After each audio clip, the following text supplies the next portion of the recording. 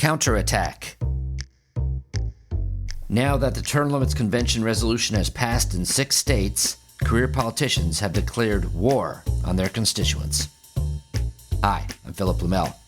Welcome to No Uncertain Terms, the official podcast of the Term Limits movement for the week of May 29th, 2023. Your sanctuary from partisan politics. Well, it's frustrating, but it is a sign of progress. Like the saying goes, at first they ignored us, then they rolled their eyes and predicted we wouldn't get anywhere. But now, as each year sees another state or two making an official application for an Article 5 amendment proposing convention, limited to the subject of congressional term limits, career politicians are looking to undo the will of the people that elected them. The attack that I'm talking about here has been launched in Alabama, one of the first states to pass the Term Limits Convention application back in 2018. Polls show 82% of voters in Alabama support congressional term limits, and the politicians know it. But this has not stopped a group of Alabama legislators who have proposed House Joint Resolution 104 and Senate Joint Resolution 57, which, if passed, would reverse the previous resolution in favor of congressional term limits. It's politics as usual, and U.S. Term Limits condemns these resolutions and the political special interests behind them in the strongest possible terms. You know, term limits activists in Alabama worked so hard to get the resolution passed.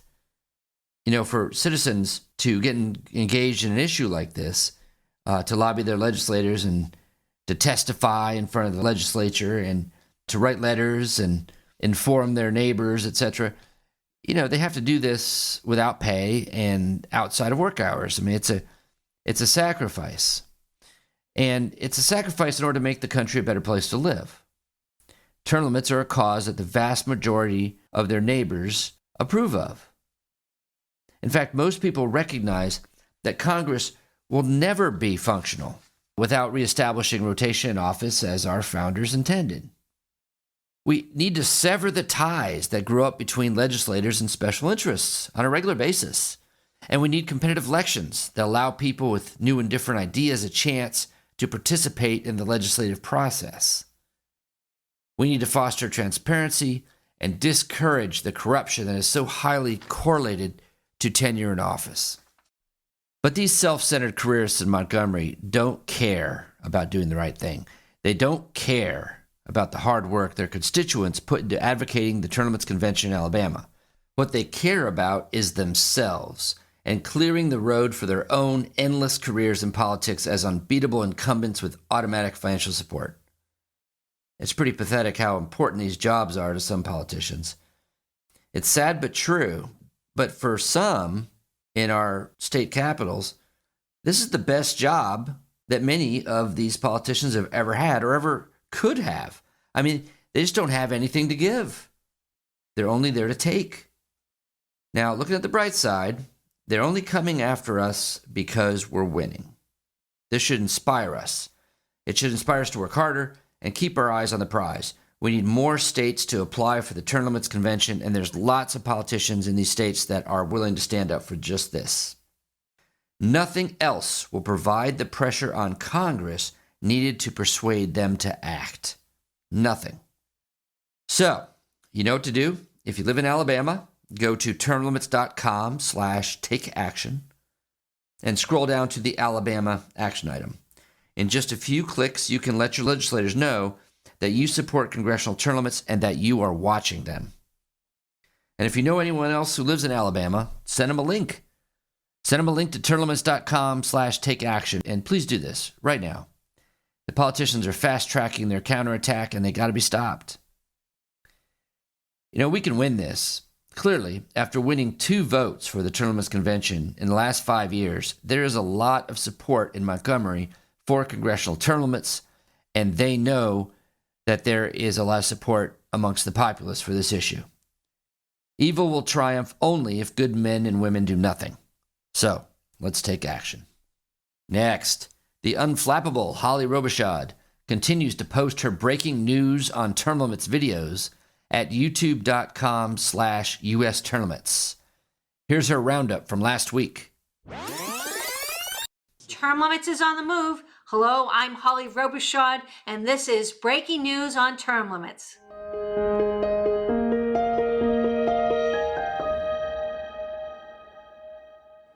We're getting closer to having 100 co-sponsors on House Joint Resolution 11, sponsored by Representative Ralph Norman of South Carolina. But we need your help. Have you called your representative and asked them to join the effort? Please take action by visiting termlimits.com/takeaction. We need your help to get to 100 and maybe even 150 co-sponsors on our piece of legislation. Let's get it done. We've got a follow-up to the Michael Madigan story that we've been covering. A jury found 4 former Commonwealth Edison executives and lobbyists guilty of bribery-related charges as part of an 8-year conspiracy scheme centered around former Democratic Illinois House Speaker Michael Madigan. In the highest-profile corruption case in Illinois in more than a decade, the jury convicted the defendants on all accounts. Madigan's trial is scheduled for next year, yet according to Politico, some people expect that he may be acquitted and it won't really matter what the result is. This is another reason for term limits. Too many people are losing their faith. We're calling out 2 legislators. First, Alabama State Representative Ben Harrison, and second, Alabama State Senator Josh Conarley. What's their offense? Alabama passed congressional term limits resolution in 2018. While congressional term limits is overwhelmingly supported by the voters there, Harrison proposed House Joint Resolution 104 and Conarley in the Senate proposed Senate Joint Resolution 57 that would undo this work. They'd stymie the will of the voters. It's typical politics as usual, and U.S. term limits condemns these resolutions. We are urging people to contact their legislators in Alabama and urge them to vote no on House Joint Resolution 104 and Senate Joint Resolution 57. Shame on Ben Harrison and Josh Conarley for putting career politicians first. We've mentioned a lot about the controversy regarding California Senator Dianne Feinstein in her absence from the Senate. Senator Feinstein, who was first elected in 1992, has raised an even greater issue of gerontocracy. Politico did an in-depth story on the issue. The Senate is full of people in their 70s and their 80s, and a smattering have served into their 90s. Some are remarkably sharp and spry, others not so much. And for those not so much lawmakers, there's little that leaders can do about it, other than cross their fingers, gently nudge them to resign, or count the days down until the next election, which in the U.S. Senate can be up to 6 years. At the same time, Washington has become a gerontocracy. Match up the demographic reality with the political reality of a deeply polarized Senate. The majority is so slender that the absence of a single lawmaker can mean almost nothing gets done. Under the Constitution, the sole tool Congress has to oust a member is expulsion, which requires a 2/3 majority vote. Expulsion has happened 15 times in the Senate history, and 14 of them were senators who sided with the Confederacy during the Civil War. Expulsion proceedings have started in other cases of alleged corruption or wrongdoing, but they fell short of the 2/3 vote threshold, or the senator resigned before a vote could be taken. None were ousted because of their health or disability. Nothing speaks louder for the need of congressional term limits than this situation. Now it's time for an update from the states as we work to bypass Congress to get congressional term limits. As I mentioned at the top of the show, our Northern Regional Director, Ken Quinn, held a town hall meeting in Maine with Congressman Jared Golden and State Senator Rick Bennett. Representative Golden and Senator Bennett showed why congressional term limits is a bipartisan issue. Check out their comments. I think sometimes institutional knowledge can actually be a bad thing. So we have a professional core of politicians right now, and just the institution itself. Let's look at like a debate like what's going on right now over the debt ceiling, raising the debt ceiling so we can continue to meet our obligations that we owe. It's about the creditworthiness of the country and also our budget. And there's a whole institutional knowledge or based upon years of learned experiences and battles past fought about how to go about winning, right? And what's winning?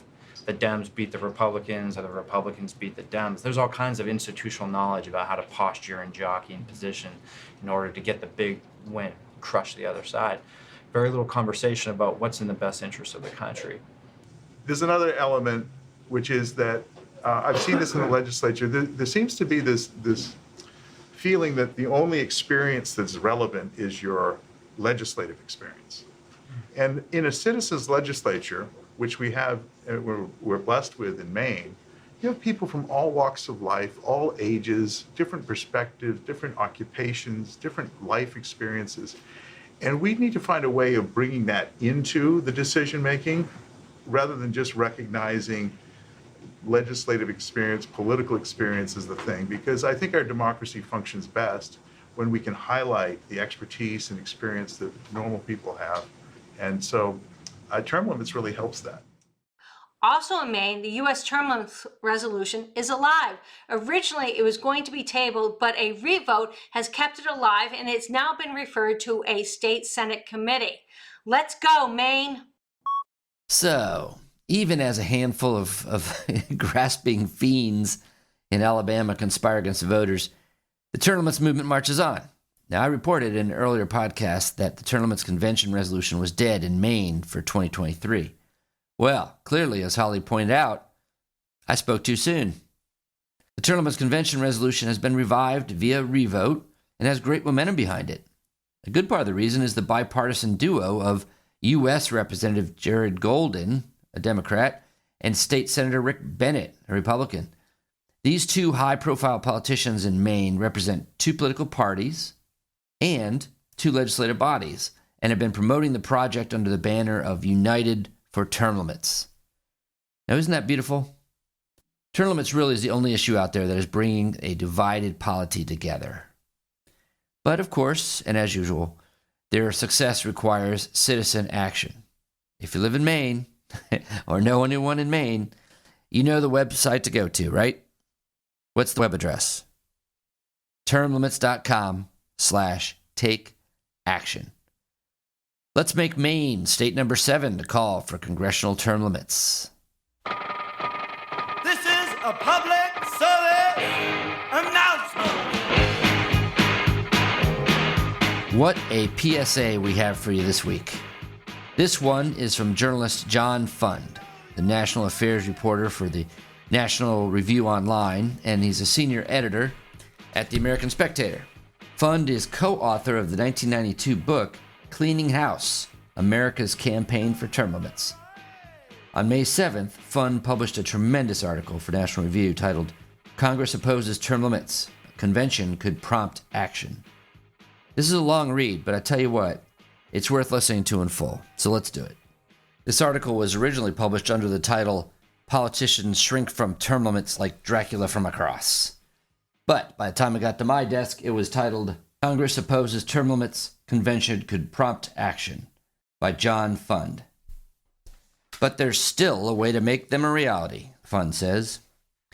Almost every day, we get a new reminder that we are increasingly governed by elderly, out-of-touch professional politicians who have constructed an incumbent protection moat around themselves and therefore cannot be dislodged by voters.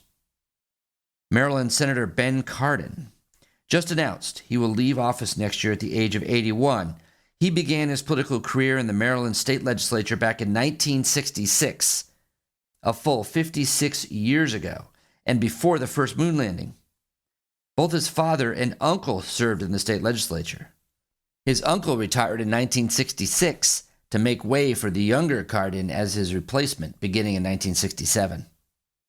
The New York Times has called on Dianne Feinstein, California's 89-year-old senator, to resign, noting that her being sidelined from Senate business since February because of shingles is holding up key votes in a closely divided body. Feinstein also began her political career in the 1960s in San Francisco and has increasingly been viewed as confused and forgetful by colleagues. These examples and others demonstrate why polls consistently show that the public supports term limits for Congress, similar to the ones already in place for the presidency and 37 state governors. In March, 5 out of 6 Americans in a poll conducted by the University of Maryland School of Public Policy supported a constitutional amendment to impose term limits. The amendment was popular for every demographic group, with support from 86% of Republicans, 80% of Democrats, and 84% of independents.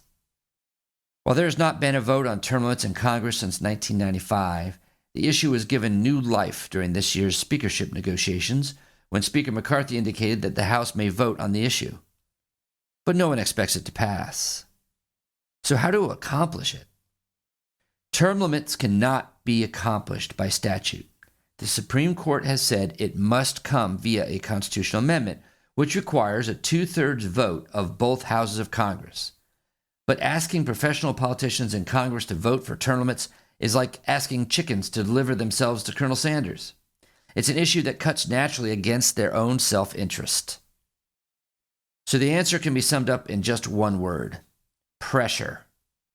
There's ample historical precedent that this has worked in the past to make popular ideas a reality despite entrenched opposition. The vehicle that can be used is found in Article 5 of the Constitution, which allows for a state convention for proposing amendments to the Constitution. If 2/3 of the states vote to term limit Congress or to adopt other needed reforms, they don't need congressional approval. This process, driven not by D.C. but by the states, was designed specifically to rein in abuses of power by members of the House and Senate. State legislatures must pass the Term Limits Convention resolution not to get an actual convention, but to prompt Congress into action. But the idea of holding an amendment proposing convention of the states remains a controversial one, even in conservative circles. Supporters say it's a useful tool to rein in abuses of power, but skeptics call it a risky enterprise, which might just run away, expand its scope, and rewrite the Constitution. This thinking has produced some strange bedfellows. Both the Eagle Forum of Phyllis Schlafly fame and the George Soros-funded Common Cause oppose the convention for the same reason. They don't trust it to stick to its subject matter. Well, both sides have debated this question for decades, but there's one issue where the question does not need to be answered. That issue is congressional term limits. That's because Congress will never allow a term limits convention to take place. Congress would know that delegates to a term limits convention would consist mainly of state legislators who would have every incentive to propose term limits without grandfathering current members of Congress. Such a change would create job openings for the state legislators. Rather than allow states to decide its fate, Congress would step in front of the convention effort by proposing its own term limits amendment that protected current incumbents. State legislators would therefore vote for a term limits convention regardless of whether they believe a convention will run away. Even though the bill has convention in its title, the convention will never happen. But functionally, it's a tool that can be applied to pressure Congress into proposing term limits. It wouldn't be the first time this has happened in our history.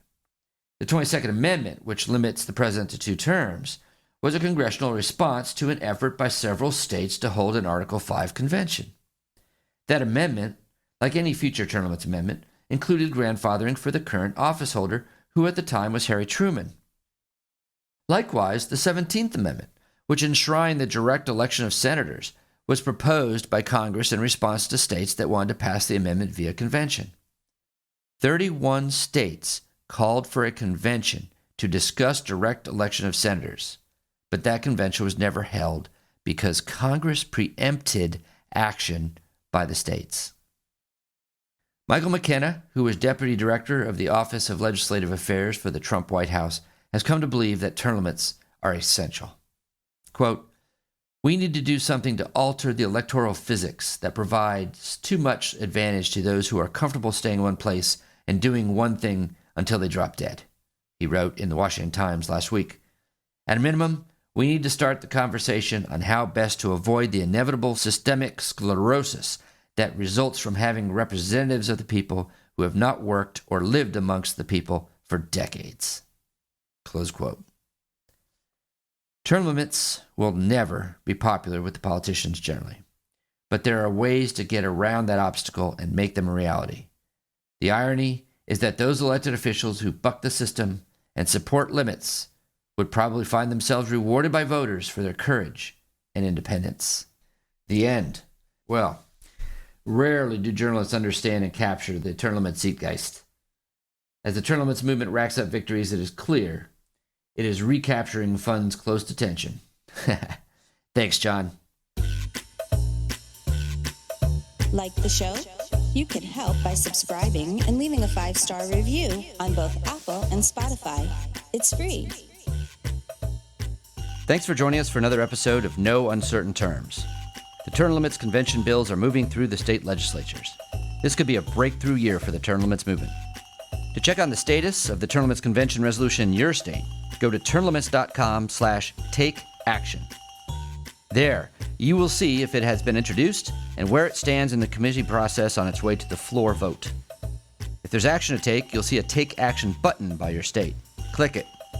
This will give you the opportunity to send a message to the most relevant legislators, urging them to support the legislation. They have to know you are watching.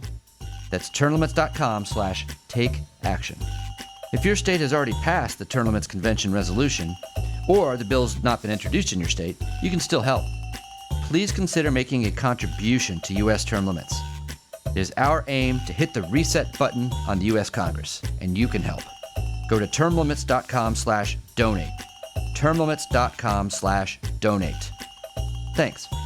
We'll be back next week. Find us on most social media at US Term Limits. Like us on Facebook, Twitter, YouTube, Instagram, and now LinkedIn.